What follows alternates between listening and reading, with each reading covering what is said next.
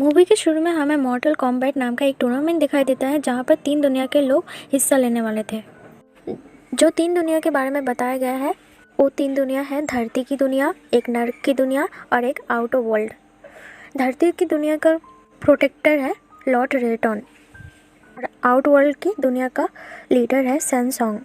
Out world की दुनिया के लोग खुद को बहुत ताकतवर समझते हैं। वो ये मॉर्टल कॉम्बैट टूर्नामेंट में कोई इंटरेस्ट नहीं था। वो टूर्नामेंट ख़त्म होने से पहले सबको मार गिराता था, सारी दुनिया के वॉरियर सबको।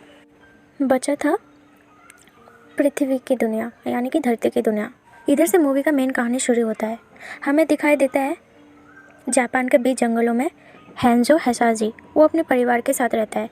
उनके परिवार में है एक बेटा, एक उनकी वाइफ और एक छोटी सी बच्ची। हेंजो हिसाजी एक योद्धा है जो कि धरती की दुनिया से वो टूर्नामेंट में हिस्सा लेने वाले थे। हेंजो हिसाजी जब पानी भरने जाता है तब आउट वर्ल्ड की दुनिया के एक योद्धा आता है जिसका नाम होता है विहान। वो हेंजो हिसाजी की वाइफ और बेटा को मारने का ये देख के हेंजो हिसाजी की वाइफ वो अपनी छोटी बेटी को एक कबर्ड के नीचे छुपा देता है। तभी विहान आ जाता है और हेंजो हिसाजी के वाइफ और बेटा को फ्रीज कर देता है। हेंजो हिसाजी पानी भर के वापस आ रहा था तो उनकी वाइफ अब इस दुनिया में नहीं रही। ये देख के हेंजो हिसाजी बहुत दुखी होता है। तभी आउट वर्ल्ड की दुनिया के विहान और उसके कुछ सैनिक उसके ऊपर हमला करते हैं, हेंजो हिसाजी के ऊपर। हेंजो हिसाजी बहुत काबिल तरीके से उनसे फाइट करता है, लेकिन उधर विहान आ जाता है। वो काफ़ी ताकतवर था, हेंजो हिसाजी को मार गिराता है। जिस खंजर से वो उसने मारा है उस हेंजो हिसाजी का खून लगा था। हेंजो हिसाजी अब मर चुका है, वो नर्क की दुनिया में चला गया, लेकिन वो खंजर उधर ही गिर जाता है।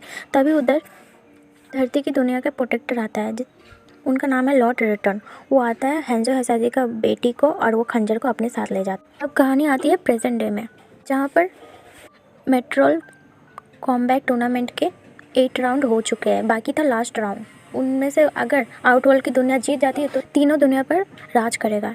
ये देख के गॉड एक भविष्यवाणी करता है जहाँ पर लिखा हुआ रहता है हेंजो हिसाजी का जो वंश है वो सारे वॉरियर्स को इकट्ठा करके लास्ट राउंड में जीत जाएंगे, वो आउट वर्ल्ड को हरा के। ये जानते वजह से आउट वर्ल्ड की दुनिया हेंजो हिसाजी का सारा परिवार वाले को ख़त्म कर दिया था। फिर हमें प्रेजेंट टाइम में कुछ वॉरियर्स दिखाई देता है जो कि धरती की दुनिया है, जो टूर्नामेंट में हिस्सा लेने वाले थे और आउट वर्ल्ड दुनिया से लड़ाई करने वाले थे। जिसके बॉडी में ड्रैगन का निशान रहता है वो धरती लोग के वॉरियर्स है। फिर हमें कोल दिखाई देता है जो कि एक रेसलर है और उसके बॉडी में पैदाइशी ड्रैगन का वो मार्क है।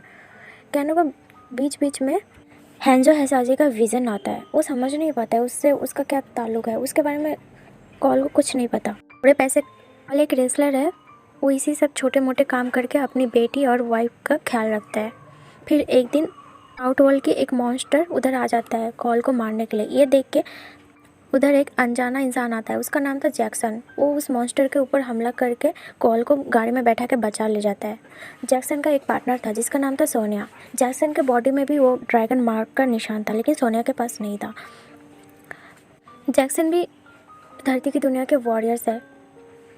फिर वो कॉल को लेके सोनिया के पास ले जाता है। सोनिया कॉल को बताती है, मैं एक आर्मी टीम के लीडर हूँ, मेरा काम दिया गया है जिनके बॉडी में ये ड्रैगन का मार्क है उनको इकट्ठा करने के लिए वो टूर्नामेंट में हिस्सा लेने के लिए ट्रेनिंग के लिए जाएंगे। कॉल ये सब बात को समझ नहीं पाता है, बल्कि मेरा अंदर कोई ऐसा पावर नहीं है, मैं कोई वॉरियर नहीं हूँ, प्लीज़ मुझे जाने दो। लेकिन सोनिया उसके बात नहीं मानती है। वो फिर दूसरे का नाम था कैनो। कैनो एक गुस्से वाला अकड़ू इंसान था जिसका कोई ठिकाना नहीं था और वो बिना मतलब के लिए किसी का काम नहीं कर सकता था। वो किसी का हेल्प बिना मतलब का नहीं करेगा, उसके लिए पैसा सब कुछ है। सोनिया उसको टूर्नामेंट के लिए फोर्स करती है लेकिन वो मान नहीं पाता। फिर सोनिया $3 मिलियन देख के उसको मनाती है। कैनो मान जाता है। फिर सोनिया को उस जगह जाना होता है जहाँ पर इन लोगों का ट्रेनिंग होगा। मैप के हिसाब से उनको एक टेम्पल में जाना था, लेकिन सोनिया नहीं जानती ये टेम्पल है कहाँ। तो कैनो बताता है, मैं जानता हूँ लेकिन मेरे पैसे और बढ़ाना होगा। सोनिया बोलता है ओके फ़ाइन। सोनिया उसको डबल पैसे देने के लिए तैयार हो जाती है। फिर कैनो उन लोगों को उस मंदिर ले जाता है हेलीकॉप्टर के सहारे। उधर उन लोगों को रुके नाम का एक इंसान दिखाई देता है जो कि उनको ट्रेन करने वाला था। उधर कॉल, सोनिया, कैनो उधर पहुंच जाता है, रुके से मिलता है। रुके उन टेम्पल के अंदर ले जाता है उन लोगों को। उधर धरती का प्रोटेक्टर जो है लॉर्ड रिटर्न उधर आ जाते हैं। कॉल को कहते हैं तुम आ गए। कॉल को कुछ समझ नहीं पाता है, इसको समझ नहीं आता है वो क्या करे क्या बोले। लॉर्ड रेटन बोलते हैं परेशान मत हो, धीरे धीरे तुम लोगों को समझ आ जाएगा। फिर उन लोगों का ट्रेनिंग शुरू हो जाता है। 1-2 दिन उन लोगों का ट्रेनिंग करते वक्त उन लोगों के अंदर कोई सुपर पावर नज़र नहीं आता है। लॉर्ड रेटन रुके से कहता है इनके अंदर सुपर पावर जगाना होगा अंदर से। रुके कहता है अच्छा ठीक है लॉर्ड रेटन। अगले दिन रुके कैनो से बहुत बहस करने लगता है। तो कैनो को बहुत तेज़ गुस्सा आता है। उसके आँख से एक आग जैसा लेज़र आता है जो कि हर कोई भी इंसान को जलाने के लिए, मारने के लिए काफ़ी है। इसका मतलब कैनो के अंदर सुपर पावर्स आ गई है। वैसे जैक के अंदर भी सुपर पावर है जो कि एक रोबोट की तरफ, मतलब उसके बॉडी में कोई भी पार्ट अगर टूट जाता है, निकल जाता है तो फिर से वो अपना खुद जोड़ सकता है। जैक के अंदर भी सुपर पावर था। बचा था कोल। सोनिया कोई वॉरियर नहीं थी, उसको ऐसे ही बस ट्रेनिंग मिल रहा था। कोल के अंदर 2 दिन से ट्रेनिंग करते हुए कोई भी सुपर पावर्स का उसके अंदर कोई डेवलप नहीं हुआ। ये देख के कोल परेशान हो जाता है और लॉर्ड रेटन से कहता है मैं कोई योद्धा नहीं हूँ, प्लीज़ मुझे अपने फैमिली के पास जाना है। लॉर्ड रेटन उसको मना नहीं करता है, उसको अपने घर छोड़ देता है। कोल अपने परिवार से मिलकर काफ़ी खुश होता है। फिर उधर टेंपल में हमें आउटवर्ल्ड की लीडर सैनसोंग और उसके कुछ योद्धा उधर दिखाई देते हैं जो कि टेंपल के ऊपर हमले कर रहे थे उन वॉरियर्स को मारने के लिए। ये देख के लॉर्ड रेटन टेंपल के बाहर एक सुरक्षा कवच लगा देता है, लेकिन आउटवर्ल्ड की दुनिया के लोग अपनी हरकतों से बाज नहीं आ रहे हैं। कैनो से जाके बात करता है और उसको पैसे का लालच देता है और कहता है हमारी टीम में आ जाओ, वैसे ही धरती की दुनिया के लोग हारने वाले हैं, हम लोग जीतने वाले हैं, तुम हमारे साथ दो, हम तुम्हें बहुत सारे पैसे देंगे। कैनो बहुत लालची था, वो उनके बात पर आ गया। वो आउटवर्ल्ड की दुनिया के साथ देने लगा और वो सुरक्षा कवच को तोड़ दिया। फिर आउटवर्ल्ड के लोग और कैनो मिल के वॉरियर्स को मारने चला। कैनो सोनिया को बहुत बुरी तरीके से मार रहा था और सैनसोंग और उसके कुछ साथी लॉर्ड रेटन और रुके को भी मार रहा था। ये देख के रुके काफ़ी मॉन्स्टर लोगों को धूल चटा देता है और उनको जान से मार देता है, लेकिन हालात बहुत बिगड़ते जा रहे थे। उन लोगों को कुछ समझ नहीं आ रहा था क्या करे। हमें दूसरी तरफ दिखाई देता है आउटवर्ल्ड के लोग कोल के ऊपर भी हमला करने के लिए उसके घर पर भी मॉन्स्टर भेजे हैं। उसके घर के बाहर जो मॉन्स्टर गया था वो कोल को बहुत बुरी तरीके से मार रहा था। कोल का बेटी जैसे देख रहा है उसके डैड को मार रहा है तो कोल का बेटी आ जाती है उस मॉन्स्टर को मारने के लिए। ये देख के मॉन्स्टर बहुत गुस्से में आ जाता है और कोल के बेटी के ऊपर अटैक करने लगता है।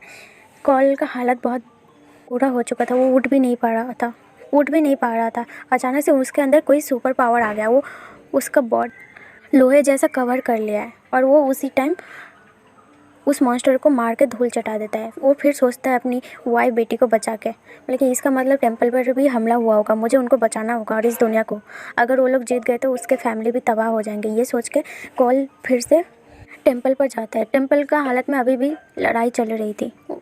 कोल को समझ नहीं आता वो क्या करे। उधर जाके जैसे देखता है जैसे कोल वापस आ गया, वो सारे वॉरियर्स को एक सुरक्षित जगह पर ले जाता है। उधर सोनिया जाके बोलती है कैनो उससे बहुत नाराज़ थी क्योंकि उसने उसके साथ धोखाधड़ी किया, वो कैनो को मार डालना चाहती थी। लॉर्ड रेटन बोलता है तुम लोग शांत हो जाओ। फिर कोल को एक खंजर देता है जिसमें हेंजो हिसाजी का खून लगा था।